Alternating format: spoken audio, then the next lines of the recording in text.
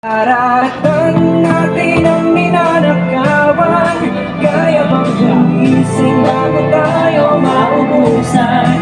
Karapatan natin ay paglalaban, sumabay sa palayag habang sinisigaw, naninindigan. Atin ito, atin ito, atin ito.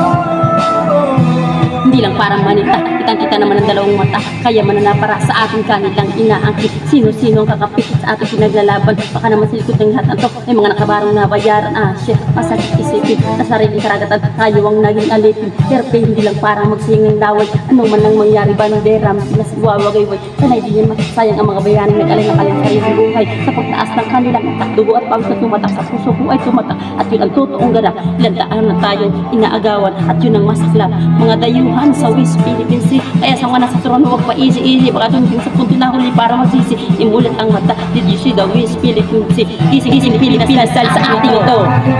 Natin ang ninanakawan, kaya bang gumising bago tayo